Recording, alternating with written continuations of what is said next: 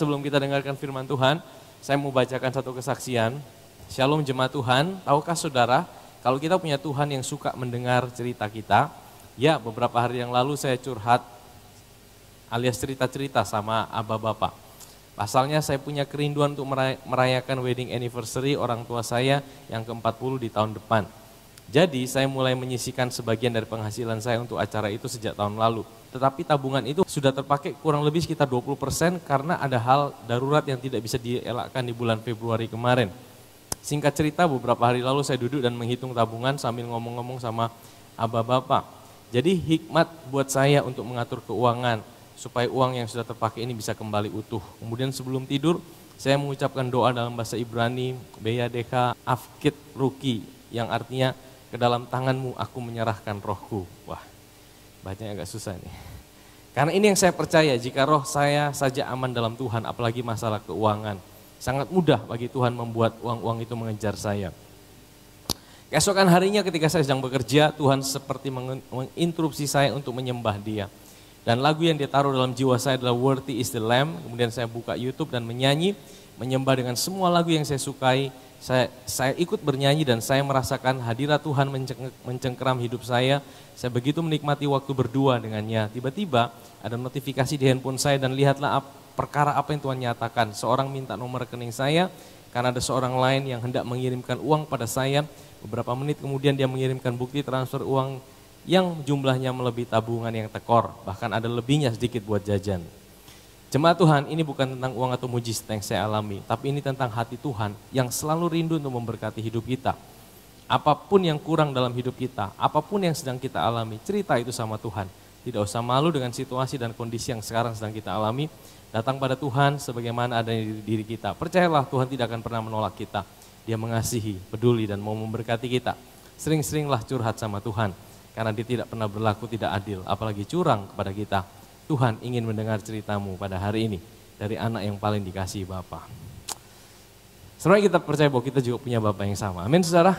Dia Bapa yang mengenal kita. Dia Bapa yang tahu kita lebih daripada kita mengenal diri kita sendiri. Ya, kita mungkin tahu hidup kita berdasarkan apa yang kita jalani. Tapi Dia Bapa pencipta hidup kita. Dia mengenal setiap detail dalam hidup kita. Bahkan hal-hal yang belum kita alami dalam hidup ini. Dia sudah tahu apa yang ada di depan kita. Oleh karena itu jangan pernah menyerah untuk datang sama Tuhan. Karena kita punya Bapa yang tidak pernah menyerah, mencintai hidup saudara dan saya. Amin saudara? Baik, mari kita berdoa. Kita mau dengar firman Tuhan. Bapa di sorga, Bapa yang baik, Bapa yang kami panggil, kami kenal dalam nama Tuhan kami Yesus Kristus. Kami mengucap syukur buat pagi hari ini, Engkaulah pusat dari setiap apa yang kami lakukan pada hari ini Tuhan. Kami percaya Engkau hadir di tengah-tengah kami Tuhan.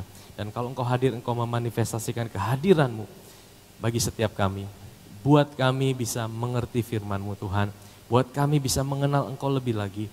Urapi setiap firman yang kami dengarkan kepada pribadi-pribadi yang ada. Tuhan, biarlah itu menjadi sesuai dengan apa yang kami alami dalam hidup ini. Karena Roh Kudus, Engkau yang tahu hidup kami. Lebih daripada kami kenal diri kami sendiri. Terima kasih Tuhan, firman-Mu menjadi kekuatan buat kami yang lemah. Kesembuhan buat kami yang sakit, jalan keluar buat kami yang sedang mengalami jalan buntu. Bicara buat kami pribadi lepas pribadi Tuhan. Bagi Tuhan segala pujian, hormat, kemuliaan di dalam nama Tuhan Yesus Kristus. Siap kita yang siap dengar firman Tuhan sama-sama katakan amin, amin. Hari ini kita akan belajar tentang dua orang yang ada di Yeriko. Satu di perjanjian baru, satu di perjanjian lama. Ya, bagaimana kedua orang ini berjumpa dengan Tuhan. Dan kedua orang ini dipulihkan dan diubahkan Tuhan. Ya, kita mau belajar sama-sama. Saya kasih judul hari ini, khotbahnya adalah Jericho, from cursing to blessing. Dari kutukan menjadi berkat, saudara. Jericho ini adalah sebuah kota yang besar, saudara. Ya, saya mencari itu kotanya ribuan tahun, saudara. Kota tertua di dunia, ya, kota tertua dan kota yang paling rendah. Dan kota ini juga dikenal kota yang punya tembok yang besar pada waktu zaman itu, saudara. Dan saking besarnya tembok itu, kota ini, tembok ini bisa ditinggali oleh orang, saudara. Orang bisa bangun rumah di tembok Bayangkan orang bisa bangun rumah di tembok, betapa tebalnya tembok ini saudara. Nah, tapi kota ini saudara, hari ini menjadi kota yang terasing. Bahkan di Alkitab dikatakan kota ini kota terkutuk saudara. Nah, mari kita akan sama-sama melihat saudara. Kita akan belajar tokoh yang pertama, namanya Rahab saudara. Yosua 6 ayat 17 bilang gini, dan kota itu, Yeriko dengan segala isinya akan dikhususkan bagi Tuhan untuk dimusnahkan. Hanya Rahab, katakan Rahab. Siapa Rahab itu? Perempuan sundal. Ya, perempuan sundal itu apa? Pelacur. Ya, hanya Rahab, perempuan sundal itu akan tetap hidup. Ia dengan semua orang yang bersama-sama dengan dia dalam rumah itu, karena ia telah menyembunyikan orang suruhan yang kita suruh. Dan ayat 25 dikatakan lagi, demikianlah Rahab, perempuan sundal itu. Diulangi lagi saudara. Ya, jadi ingin ditekankan pekerjaan daripada Rahab itu apa saudara. Dan saudara tahu kalau saudara pelajari, Rahab itu muncul juga di perjanjian baru saudara. Dan setiap kali nama Rahab muncul, ada kata yang mengikuti perempuan sundal itu. Padahal di perjanjian baru dia udah bukan lagi perempuan sundal saudara. Dia adalah orang yang dipakai Tuhan luar biasa. Nanti kita akan lihat, dia ini adalah wanita yang dipilih Tuhan untuk menjadi nenek moyang yang menurunkan garis keturunan daripada Yesus saudara. Kalau saudara belajar silsilah Tuhan Yesus di Matius pasal yang pertama, itu ada 5 orang wanita saudara. Muncul namanya di dalam silsilah Tuhan Yesus. Dan kelima wanita ini bukan wanita baik-baik saudara. Kalau saudara suruh bikin silsilah riwayat hidup keturunan dari siapa? Kira-kira saudara akan pilih yang baik-baik atau yang buruk-buruk? Pasti yang baik. Nah, Yesus di dalam Matius ini juga pemungut cukai. Makanya dia tahu rasanya jadi pemungut cukai, dibenci dan dimusuhi orang. Dia tulis juga riwayat Yesus. Dia munculkan 5 wanita saudara. Dan kelimanya bukan wanita baik-baik. Ada Tamar, saudara tahu Tamar siapa?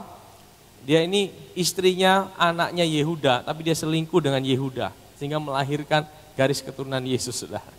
Wah, Yesus lahir dari keturunan selingkuh saudara. Ya.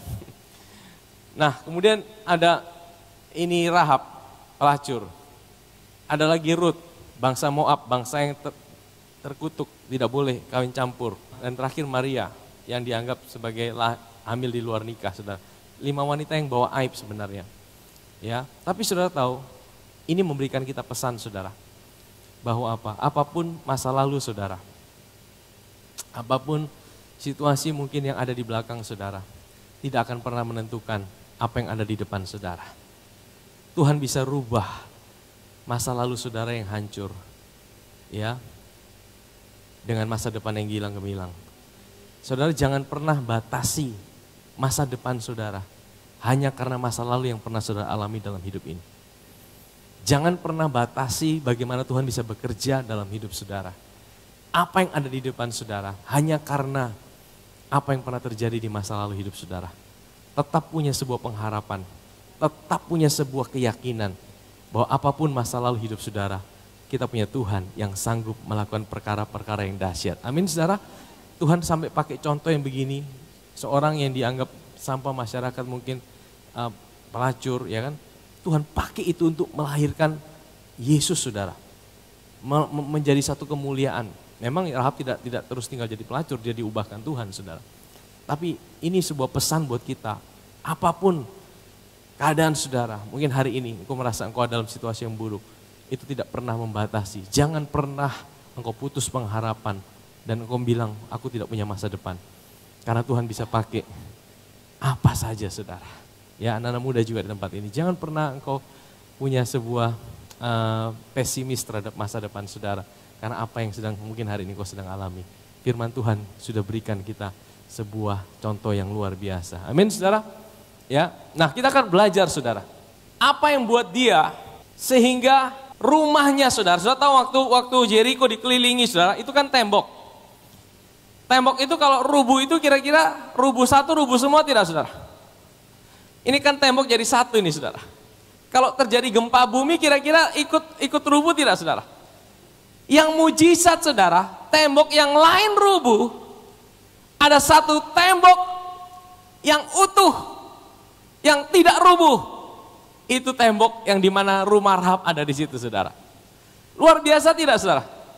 Kayaknya goncangannya itu pilih-pilih tempat saudara.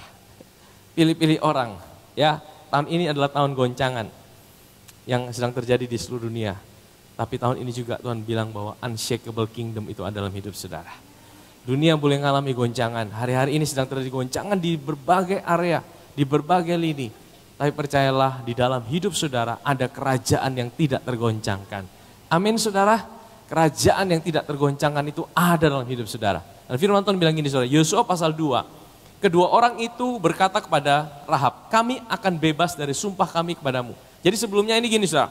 Kisahnya adalah Yosua kirim 2 orang pengintai untuk memata-matai Yeriko. Sebelum mereka masuk dikirim 2 pengintai. Nah waktu 2 orang pengintai ini masuk ketahuanlah sama penduduk Yeriko, dikasih tahu sama menguasai Yeriko. Sehingga apa? Mereka mau tangkap 2 orang ini. Waduh, orang ini udah ketakutan, akhirnya mereka masuk ke rumah Rahab. Akhirnya Rahab sembunyikan mereka saudara. Rahab bohong sama yang lain, tidak ada, mereka tidak ada di sini. Ya. Dan singkat cerita, mereka buat sebuah perjanjian. Ini gambar perjanjian kita dengan Tuhan, saudara. Ya. Dan perjanjiannya adalah kedua orang itu berkata pada Rahab, kami akan bebas dari sumpah kami kepadamu yang telah kau suruh kami ikrarkan sungguhnya apabila kami masuki negeri ini, haruslah tali dari benang kirmisi. Katakan tali dari benang kirmisi. Kau ikatkan pada jendela tempat engkau menurunkan kami dan ayahmu serta ibumu, saudara-saudaramu serta seluruh kaum keluargamu, kau kumpulkan dalam rumahmu. Setiap orang yang keluar nanti dari pintu rumahmu harus sendiri menanggung akibatnya kalau darahnya tertumpah. Dan kami tidak bersalah. Tapi siapapun juga, katakan siapapun juga, yang ada dalam rumahmu. Seandainya dia panggil orang Yeriko masuk rumahnya dia, orang lain bukan keluarganya, itu termasuk siapapun juga tidak saudara? Termasuk saudara. Jika ada siapapun juga dalam rumahmu, jika ada orang yang menciderainya, kamilah yang menanggung akibat. Jadi ada guarantee, ada jaminan saudara. Jaminannya apa? Siapapun juga yang masuk dalam rumah yang ada tali merah ini, maka dia aman. Dia aman. Saudara tahu, tali kirmisi merah ini lambang dari apa? Tali kirmisi merah melambangkan darah Yesus. Darah Yesus itu yang menyelamatkan kita. Dan ketika kita berada dalam dia. Saudara tahu, saya diingatkan satu peristiwa di Paskah pertama, waktu orang Israel itu mau keluar dari Mesir, mereka kan disuruh apa? Potong domba, darahnya itu dilabur, di ambang pintu, betul? Siapapun yang ada di dalam rumah itu, asal di rumah itu ada darah anak domba, maka dia akan diluputkan dari kematian. Tapi kalaupun orang Israel dia keluar dari rumah itu, maka dia akan mengalami kematian. Tahukah saudara, yang menjamin keselamatan itu siapa? Bukan orangnya, tapi darah itu saudara. Darah itu yang menjamin. Dengan cara yang sama saudara. Hari ini, siapa yang menjamin keselamatan hidup saudara? Bukan kita. Bukan kebaikan kita. Tapi darah Yesus saudara. Darah Yesus. Ini memberikan kita sebuah keamanan. Security. Ya. Yang menjamin hidup saudara itu bukan saudara dan saya. Mungkin ada orang dalam rumah ini waktu terjadi gempa. Jadi menurut penelitian itu terjadi gempa sehingga temboknya runtuh. Tapi kita baca di Alkitab itu bukan gempa. Itu Tuhan yang meruntuhkan. Amin saudara. Waktu mereka bersorak-sorai itu tembok itu runtuh. Saudara bayangkan kira-kira orang yang dalam rumah Rahab ini waktu sekelilingnya goncang, mereka ikut goncang tidak? Pasti rasa lah, ya kan? Saya percaya orang dalam rumah Rahab juga, waduh, ini mau keluar tidak, ini mau keluar tidak. Kalau mereka tidak keluar, rubuh, mati tidak saudara? Mati saudara. Tapi firman Tuhan bilang, selama mereka ada dalam rumah itu, sekalipun mereka takut, mereka gemetar, mereka mungkin keringat dingin, mereka stres, mereka aman tidak? Mereka aman. Demikian pula hidup saudara dan saya. Hari ini saudara, kita semua yang percaya kepada dia, kita ditaruh di dalam Kristus. Dan ada proteksi darah Yesus dalam hidup saudara dan saya. Kadang-kadang kita bisa merasa takut, kadang-kadang kita bisa merasa lemah. Kadang-kadang kita bisa stres, Tuhan, ini goncangan sana, goncangan sini. Ini ada getaran di sana, getaran sini. Kita rasa juga mau ikut goncang saudara. Tapi selama saudara sadar Bahwa saudara ada dalam tempat yang paling aman. Itu adalah safe house paling aman. Saudara aman dalam perlindungan Tuhan. Amin saudara. Dan dialah yang menjamin keselamatan hidup saudara. Bukan kekuatan dan kebaikan hidup saudara dan saya. Amin saudara. Pada waktu itu bersumpahlah Yosua. Katanya terkutuklah di hadapan Tuhan. Orang yang bangkit untuk membangun kembali kota Yeriko ini. Dengan membayarkan nyawa anaknya yang sulung. Ia akan meletakkan dasar kota itu dan dengan membayarkan nyawa anaknya yang bungsu, ia akan memasang pintu gerbangnya. Saudara bayangkan, orang yang bangun kota Yeriko itu akan mengalami kutuk saudara. Karena kota Yeriko dijadikan kota terkutuk. Makanya orang Israel pinter saudara. Kota-kota yang dianggap kota terkutuk dikasih ke Palestina. Yeriko ini sekarang kalau saudara ke Israel ini wilayah Palestina. Ya. Daerahnya gersang, tapi kita memang pergi ke sana untuk lihat bukit pencobaan. Dan itu dekat sekali dengan Laut Mati, maka itu tempat terendah yang ada di planet bumi, saudara. Yeriko, saudara. Tempatnya tidak enak, saudara. Ya cuma karena kita mau lihat ada pohon sakius itu kita pergi, tapi tempatnya tidak enak. Beda dengan kalau kita pergi ke Yerusalem, saudara. Ke Galilea, waduh, tempatnya rasanya, atmosfernya beda, saudara. Kalau kita ke Yeriko, ke Bethlehem, itu auranya beda, saudara. Atmosfernya beda. Bethlehem itu juga dikasih ke Palestina. Kota kecil di pinggir Yerusalem. Jadi Israel itu pinter. Kota-kota yang mana yang memang dianggap terkutuk dan tidak bagus dikasih ke Palestina. Yang Israel ambil yang bagus-bagus semua saudara. Ya, tapi memang ini adalah tanah yang sebenarnya Tuhan berikan buat mereka. Saya tidak sedang bicara politik saudara. Tapi saya bicara apa yang tertulis dalam firman Tuhan. Saudara tahu kenapa Israel itu dibuang sampai 2000 tahun. Mereka kehilangan bangsanya. Karena apa? Karena mereka tolak Yesus. Mereka tolak Yesus sehingga mereka mengalami dibuang saudara. Mereka kehilangan identitas sebagai bangsa kurang lebih 2000 tahun. Firman Tuhan sudah tulis itu saudara. Tapi firman Tuhan janji bahwa Tuhan akan membawa mereka kembali menjadi satu bangsa. Dan itu tertulis waktu Yesus bilang, perhatikan tanda ini ya. Kalau pohon ara udah mulai bertunas, itu tanda-tandanya. Pohon ara itu siapa? Israel. Dan mereka akhirnya menjadi satu bangsa lagi tahun 1948. Satu bangsa yang sama persis bahasanya, sama persis dengan kebudayaannya, bahasa dari tahun zaman Abraham, saudara. Dan ini tanda yang Tuhan berikan. Dan kita tidak bisa bilang tidak, saudara. Kita sedang ada di akhir daripada zaman. Karena menjelang kedatangan Tuhan, Tuhan akan pulihkan Israel. Ya, setelah Tuhan pulihkan Israel jadi satu bangsa, gereja Tuhan akan terangkat, Tuhan akan kembali memerintah dari Israel. Di situ Israel akan diselamatkan, saudara. Ya. Nah, tapi ini agak keluar sedikit dari materi ya. Terus kita kembali. Nah, jadi saudara, yang bangun Yeriko itu akan mengalami kematian. Dan itu terjadi saudara. Di 1 Raja-Raja 16 ayat 34, ada seorang yang namanya Hiel, orang Betel. Dia membangun kembali Yeriko dengan membayarkan nyawa Abiram, anaknya yang sulung. Ia meletakkan dasar kota itu. Dan dengan membayarkan nyawa Segub, anaknya yang bungsu. Ia memasang pintu gerbangnya sesuai dengan firman Tuhan yang diucapkannya dengan perantaraan Yosua bin Nun. Jadi saudara, ini tertulis dalam firman Tuhan. Siapa yang bangun kota Yeriko, anak sulungnya akan mati. Ya, siapa yang bikin pintu gerbang, anak bungsunya akan mati, saudara. Nah, kita teruskan, saudara. Makanya ini ada satu pesan rohani. Jangan bangun sesuatu yang Tuhan sudah runtuhkan. Ya, jangan bangun sesuatu yang Tuhan sudah runtuhkan. Apa artinya ini? Kalau Tuhan sudah meruntuhkan cara-cara hidup saudara yang lama, jangan bangun kembali itu saudara. Saudara dibebaskan dari cara hidup yang lama. Tuhan sudah kasih saudara hidup yang baru.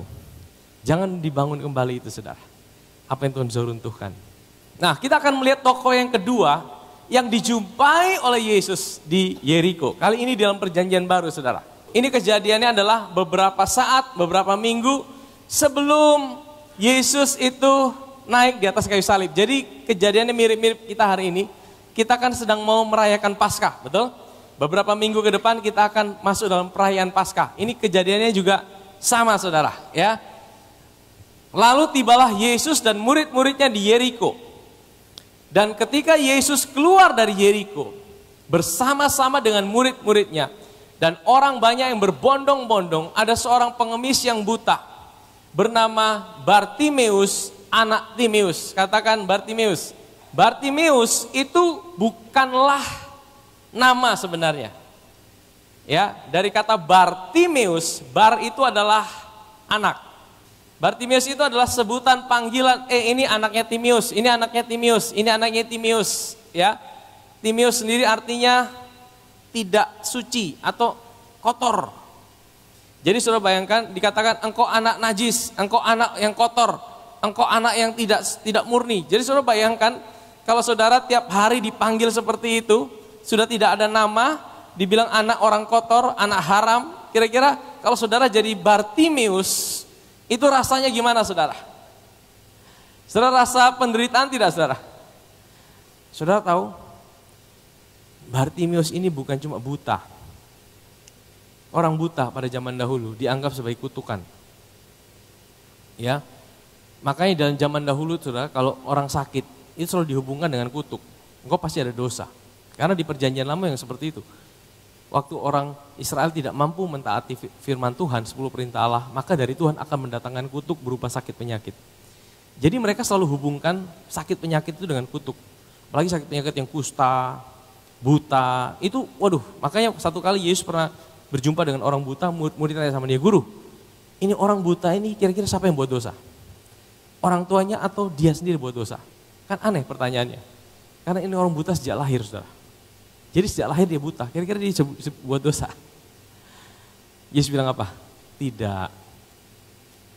Orang ini bukan dia atau bukan dia atau orang tua yang buat dosa, tapi ini untuk menyatakan kemuliaan Tuhan. Sebenarnya Tuhan sudah mau bilang gini sama kita, hati Tuhan itu tidak pernah mau kasih kita sakit penyakit. Amin. Tuhan itu tidak pernah hukum kita dengan sakit penyakit. Oke, di perjanjian lama hukum Taurat ada masanya saudara. Tuhan terpaksa lakukan itu karena mereka terikat perjanjian. Tapi sejak kematian Kristus di atas kayu salib, oleh bilur-bilurnya, dia sudah menanggung setiap sakit penyakit kita. Dia tidak pernah menghukum kita, mencobai kita, mendisiplin kita dengan kasih kita sakit penyakit. Amin saudara. Jadi jangan pernah kalau engkau sakit engkau bilang ini cobaan dari Tuhan. Kalau engkau bilang ini cobaan dari Tuhan, jangan berobat. Karena kalau engkau berobat, engkau melawan Tuhan. Betul? Berapa ya kalau kita sakit kita pergi berobat? Ada yang pergi berobat atau tidak? Kalau kita pergi berobat artinya kita percaya ini bukan dari Tuhan. Amin saudara. Saya mau bilang saudara, Tuhan kita bukan Tuhan yang kasih kita sakit. Tapi Tuhan kita adalah Tuhan yang menyembuhkan sakit penyakit. Amin. Kalau saudara datang dengan tubuh yang sakit hari ini, percaya, terima bahwa dia mau saudara sembuh. Dia tidak mau saudara sakit saudara. Salah satu berkat terbesar setelah keselamatan itu kesehatan. Kalau saudara berkata, oh berkat terbesar itu adalah keluarga. Saudara, kalau saudara sakit, tidak ada gunanya saudara. Betul? Kalau saudara terbaring di tempat tidur, pasang infus kiri kanan semua, napas satu-satu. Apa gunanya saudara punya keluarga yang baik, yang saudara tidak bisa nikmati, betul? Berkat terbaik kedua setelah keselamatan adalah kesehatan. Amin saudara. Dan percayalah Tuhan mau saudara sehat. Tuhan mau menyembuhkan saudara. Tuhan tidak ingin saudara sakit. Amin saudara. Dan Bartimeus, dia ngalamin, dia seperti kena kutuk saudara. Dan mungkin mereka yang hidup dalam perjanjian lama. Ya, Bartimeus masih hidup perjanjian lama. Yesus belum mati di atas kayu salib. Dan dia ngalami sebuah situasi yang sangat menyedihkan. Udah kena kutuk, sakit penyakit, miskin lagi saudara. Bayangkan, double, triple.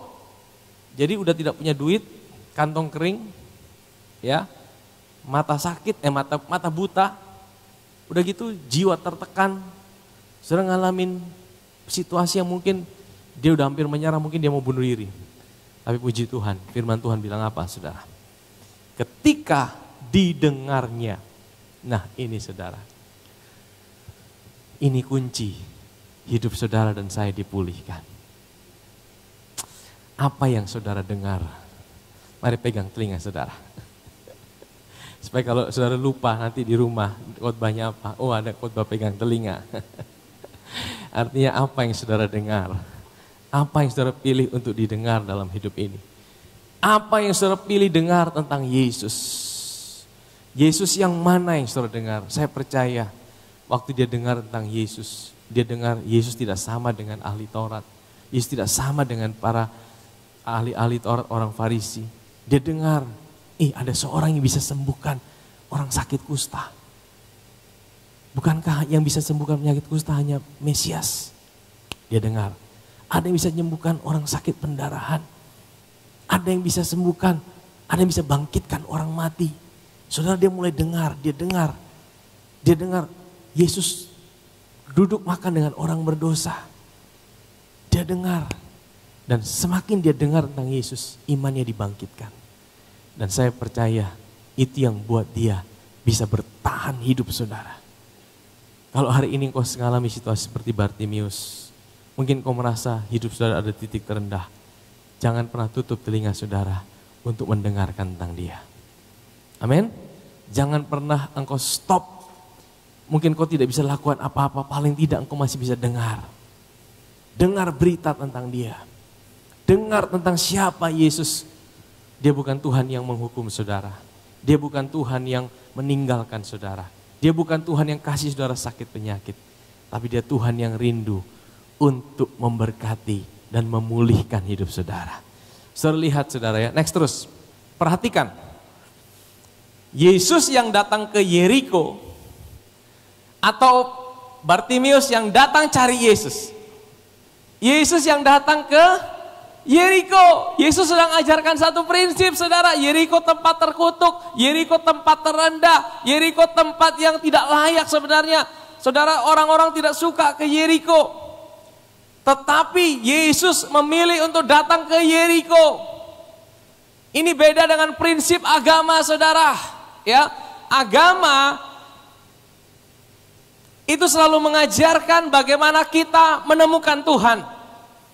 Agama selalu berisi seperangkat aturan untuk kita bisa mendapatkan kelayakan di hadapan Tuhan. Makanya kata agama sendiri artinya religion. Nah, ini lebih lengkapnya nanti ada di materi saya ditemukan Kristus lebih detail saudara. Ya. Agama itu isinya aturan-aturan yang buat saudara dan saya layak di hadapan Tuhan. Permulaan agama itu di mana saudara? Agama dimulai di Taman Eden. Agama pertama lahir di Taman Eden. Namanya agama apa saudara? Agama selalu berpusatkan kepada diri sendiri. Maksudnya apa? Agama selalu arahkan mata kita untuk buat kita layak di hadapan Tuhan. Makanya manusia gagal waktu mereka makan pohon pengetahuan baik dan jahat. Kenapa Tuhan larang manusia makan pohon pengetahuan baik dan jahat? Bukankah pohon itu baik, kasih pengetahuan tentang baik dan jahat? Betul? Bukankah sepertinya baik kita tahu tentang yang baik dan yang jahat? Tapi manusia sebenarnya tidak ditentukan untuk hidup dari pengetahuan baik dan jahat. Manusia ditentukan untuk hidup dari pohon kehidupan. Pohon kehidupan itu siapa? Yesus. Waktu mereka makan itu pohon pengetahuan baik dan jahat, mata mereka terbuka. Mereka mulai tahu tentang yang baik dan yang jahat. Masalahnya apa? Mereka mulai lihat diri mereka, ternyata ada yang tidak baik. Apa itu? Mereka telanjang. Dari siapa yang kasih tahu mereka telanjang? Siapa yang kasih tahu telanjang itu tidak baik? Siapa saudara? Buah itu yang kasih pengetahuan. Waktu mereka lihat diri mereka telanjang, mereka mulai dapat pengetahuan. Telanjang itu tidak baik. Makanya hari ini dibuat undang-undang apa? Pornografi. Jangan ada yang telanjang di depan umum, pasti kena pasal. Kecuali orang gila, tidak apa-apa saudara. Kalau saudara tidak gila, saudara ditangkap kena pidana, betul? Ada pasalnya itu saudara. Dari mana itu dibuat? Karena pengetahuan baik dan jahat. Memang itu baik sebenarnya. Tapi manusia pertama waktu mereka tahu tentang itu melahirkan namanya agama. Apa agama pertama? Mereka mulai ambil itu daun pohon ara, mereka mulai bikin pakaian dari daun pohon ara untuk apa? Menutupi ketelanjangan mereka. Agama itu selalu menutupi kejelekan manusia supaya mereka boleh layak di hadapan Tuhan. Itu agama. Tapi Tuhan tidak seperti itu. Kekristenan bukan bagaimana manusia datang sama Tuhan. Kekristenan adalah bagaimana Tuhan datang mencari manusia. Dia turun dari sorga untuk ke tempat yang terendah. Dia masuk ke Yeriko, tempat yang paling rendah untuk menemukan seorang yang terkutuk, seorang yang buta, seorang yang kehilangan segala sesuatu, untuk berjumpa dengan seorang Bartimeus. Amin, saudara. Kasih karunia itu selalu mencari titik terendah. Dia seperti air. Air itu dia akan selalu mengalir ke tempat yang paling rendah. Yang paling rendah di mana, di situ sudah dia. Itu gambaran tentang kasih karunia. Kasih karunia itu Tuhan turun cari hidup saudara. Sampai di tempat di mana saudara ada hari ini yang paling rendah. Mungkin kau berkata, Tuhan, hidup saya hari ini hancur. Hidup saya hari ini tidak ada apa-apa lagi yang bisa saya andalkan. Saya betul-betul hancur, berantakan. Saudara tahu, Tuhan turun satu level di bawah itu. Tapi kasih karunia tidak pernah biarkan saudara di situ. Lihat bedanya ya. Agama selalu memaksa saudara berubah. Agama bilang gini, kalau engkau tidak berubah, engkau tidak diterima sama Tuhan. Agama bilang engkau harus bertobat supaya Tuhan sayang sama hidupmu. Tetapi kasih karunia akan turun menemukan hidup saudara. Waktu dia turun menemukan hidup saudara, dia ubahkan hidup saudara. Dia angkat hidup saudara. Dia buat saudara bisa mengasihi Tuhan. Dia buat saudara bisa memuliakan Tuhan. Dia akan pulihkan hidup saudara dari dalam saudara. Amin saudara. Maka setiap orang yang berjumpa dengan kasih karunia Tuhan, hidupnya akan diubahkan. Karena Tuhan itu akan turun sampai ke levelnya dia. Tuhan akan turun sampai ke titik dia ada. Dan Tuhan akan angkat hidupnya. Amin saudara. Nah, dosa itu tidak memisahkan Tuhan dari manusia. Ya, tapi dosa memisahkan manusia dari Tuhan. Apa bedanya? Waktu manusia jatuh dalam dosa, Tuhan itu cari manusia, betul? Waktu manusia jatuh dalam dosa, kira-kira Tuhan tahu tidak? Tuhan cari manusia tidak? Tuhan bilang, Adam, engkau di mana? Kira-kira Tuhan udah tahu tidak manusia jatuh dalam dosa? Tahu saudara, Tuhan tahu. Tapi Tuhan cari manusia. Karena apa? Dosa tidak pernah membatalkan Tuhan cari manusia. Tapi waktu manusia berdosa, dia takut datang ketemu Tuhan. Adam bilang apa? Aku takut ketemu engkau Tuhan. Makanya Tuhan benci dosa. Karena dosa merusak hubungan manusia dengan Tuhan. Makanya dia harus hadir. Saudara tahu, dia tunjukkan kasih karunia-Nya waktu dia potong itu domba. Saudara tahu pembunuhan pertama yang buat siapa? Tuhan. Tuhan yang bunuh, bukan Kain dan Habil. Tuhan yang bunuh itu domba. Tuhan tunjukkan darah tercurah. Kalau engkau mau datang sama aku, tidak bisa. Aku yang harus datang sama kamu. Aku potong domba. Aku pakaikan kamu pakaian kulit domba. Di situ kamu akan tahu, kamu bisa datang sama aku. Saudara tahu, ini gambaran daripada apa? Anak domba Paskah siapa? Yesus. Kalau kita mau datang sama Tuhan, kita harus biarkan dia datang sama kita dengan cara apa? Kita sadari karyanya, dia disembelih, darah tercurah. Dia pakaikan kita identitas yang baru. Kita bisa datang pada dia kapan saja, dalam segala situasi apa saja. Amin saudara. Tuhan mencari Adam, membunuh domba dan memakaikan kulitnya. Next, apa arti teriakan Bartimeus? Ya, teriakan Bartimeus. Banyak orang menegurnya supaya ia diam. Namun semakin keras ia berseru, Anak Daud, kasihanilah aku.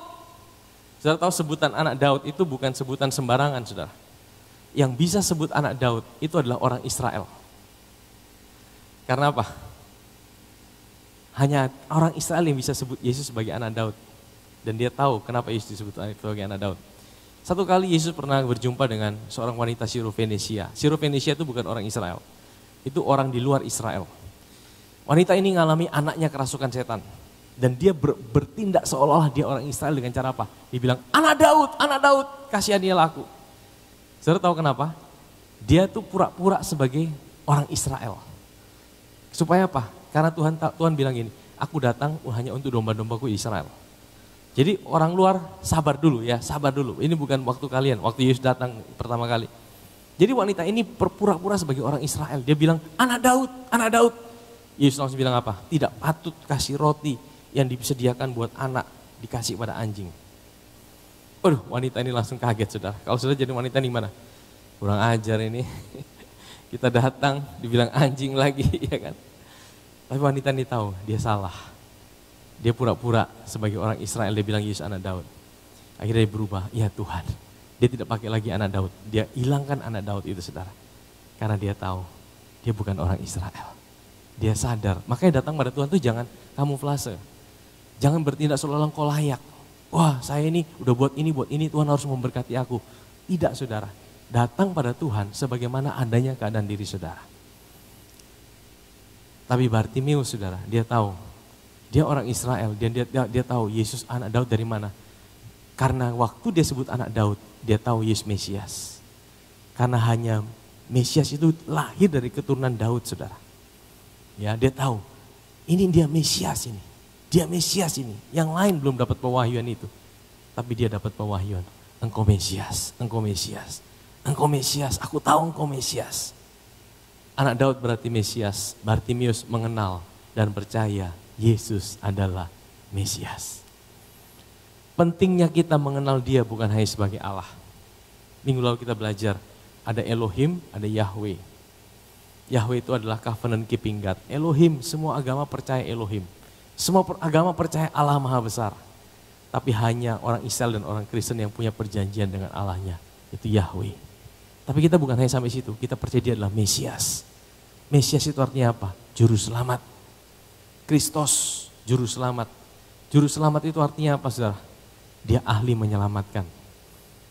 Kalau dia juru masak, kalau cuma bisa masak air, dia bukan juru masak, betul?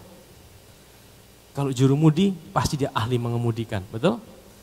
Kalau dia juru selamat, dia bukan cuma bisa selamatkan saudara mati masuk surga. Kalau saudara ikut Tuhan hanya untuk mati masuk surga, dia bukan hanya jadi juru selamat, saudara. Juru selamat itu artinya, saudara tahu, semua area hidup saudara, dia bisa menyelamatkan. Kalau hari ini ada area kehidupanmu yang sedang struggle, ada area kehidupanmu yang sedang engkau bergumul, cerita sama Tuhan. Dia adalah juru selamat, amin. Mungkin hari ini kantongmu sedang kering, cerita sama dia. Mungkin hari ini rumah tanggamu sedang kacau, cerita sama dia. Mungkin hari ini suamimu atau istrimu sedang jauh dari Tuhan, atau anak-anakmu sedang jauh dari Tuhan, cerita sama dia. Karena dia juru selamat. Dia ahli menyelamatkan setiap area kehidupan kita, amin. Jangan berpikir, ini kan masalah kecil. Kalau masalah kecil, jangan cerita deh sama Tuhan, saya selesaikan sendiri. Kalau masalah besar, kalau penyakit kanker gitu baru datang sama Tuhan. Kalau pilek, jangan datang sama Tuhan. Tadi pagi saya waktu bangun, badan saya agak kurang enak. Itulah karena kita masih pakai tubuh warisan Adam. 3:30 saya bangun, saya agak masih pusing-pusing, saudara. Kurang tidur. Saya harus mempersiapkan. Akhirnya pilek, saudara, tadi pagi. Pilek. Saya bilang, Tuhan, ini saya mau khotbah, Tuhan. Saya ini pilek, gimana Tuhan? Tuhan tolong sembuhkan. Jadi Tuhan itu bukan hanya waktu sudah sakit kanker datang sama Tuhan. Kalau pilek tidak usah datang sama Tuhan. Jangan, saudara. Bahkan tuh hal-hal kecil. Tuhan bilang apa? Rambut di kepalamu jatuh pun Tuhan peduli. Itu rambut itu hal besar atau hal kecil? Hal kecil. Kan rambut ini hal kecil kan? Bagi Tuhan hal kecil pun kalau itu merisaukan hatimu, dia peduli, saudara. Amin. Bilang sama Tuhan, tadi saya bilang, Tuhan tolong saya ini pilek Tuhan. Mulai pakai tisu, ini gimana kalau pilek sambil khotbah nanti gimana? Tuhan tolong engkau kesembuhanku. Tidak lama kemudian berhenti, saudara. Hari ini bisa khotbah tanpa gangguan pilek, saudara. Amin, kita berikan tepuk tangan buat Tuhan ya. Itu hal-hal kecil, saudara. Itu bukan kanker baru datang sama Tuhan, bukan, saudara. Ya, untuk hal-hal kecil yang merisaukan saudara datang sama Tuhan. Ya, nah pentingnya kita mengenal Dia bukan hanya sebagai Allah, tapi sebagai Tuhan dan Mesias. Next. Lalu Yesus berhenti, katakan Yesus berhenti. Dan berkata, panggillah dia. Mereka memanggil orang buta itu dan berkata kepadanya, kuatkan hatimu, berdirilah, ia memanggil engkau. Jadi waktu Bartimeus teriak, anak Daud, kasihanilah aku. Tiba-tiba Yesus berhenti, saudara. Nah, kejadian yang mirip ada di Yosua 10 ayat 12-13. Lalu Yosua bicara kepada Tuhan, pada hari Tuhan menyerahkan orang Amori itu kepada orang Israel. Ia berkata di hadapan orang Israel, matahari berhentilah di atas Gibeon, dan engkau bulan di atas lembah Ayalon. Jadi saudara, Yosua itu perintahkan matahari stop loh, saudara. Hebat tidak, saudara? Hebat tidak, saudara? Ya, maka berhentilah matahari dan bulan pun tidak bergerak sampai bangsa itu membalaskan dendamnya kepada musuhnya. Bukankah hal itu tertulis dalam kitab orang jujur? Matahari tidak bergerak di tengah langit dan lambat-lambat terbenam kira-kira sehari penuh. Jadi kisahnya adalah waktu itu Israel sedang perang dengan orang Amori di bawah pimpinan Yosua. Tapi karena harinya udah mau matahari udah mulai gelap, kalau gelap kan susah perang. Tuhan Yosua bilang, Tuhan ini gimana nih Tuhan? Tuhan suruh perintahkan matahari stop. Jadi matahari itu tidak bergerak, saudara. Jadi itu kalau saudara pelajari di sejarah itu ada satu hari itu sepertinya diperpanjang matahari satu hari penuh, saudara. Jadi bulan tidak terbit, matahari tidak tenggelam. Sampai orang Israel menang baru satu hari itu, saudara. Nah, Yosua hebat tidak, saudara? Dia bisa perintahkan matahari. Hebat tidak? Ada yang pernah coba matahari stop, bisa tidak, saudara? Tapi ada yang lebih hebat dari Yosua. Siapa dia, saudara? Bukan. Kalau Yesus ya pasti hebat, saudara. Jangan bandingkan dengan Yesus. Bartimeus teriak. Dia bukan stop matahari. Dia stop yang ciptakan matahari, bulan dan bintang. Dia berteriak, Yesus stop, saudara. Ini memberikan kita sebuah artian gini. Kalau Bartimeus saja dia teriak, Tuhan stop. Apalagi saudara dan saya di tempat ini. Amin. Saudara dan saya orang percaya yang ditebus dengan darah Yesus. Waktu saudara berteriak, Tuhan kita adalah Tuhan yang mendengar setiap seruan dan doa kita. Amin, saudara. Next terus. Nah, lalu Bartimeus menanggalkan jubahnya. Ia segera pergi dan mendapatkan Yesus. Jubah itu bicara identitas. Dia tahu waktu Yesus meresponi dia tanggalkan jubahnya. Dia tahu dia bukan lagi manusia lama. Jubah itu bicara identitas. Dia belum sembuh loh, saudara. Dia belum mengalami kesembuhan. Tapi dia mengambil tindakan iman. Waktu dia datang sama Tuhan, dia tanggalkan jubahnya. Ini juga sebuah petunjuk buat kita. Waktu kita datang pada Tuhan, sekalipun kau belum lihat itu terjadi. Ya, ambil tindakan iman. Tanggalkan jubahmu. Jubah yang lama maksudnya.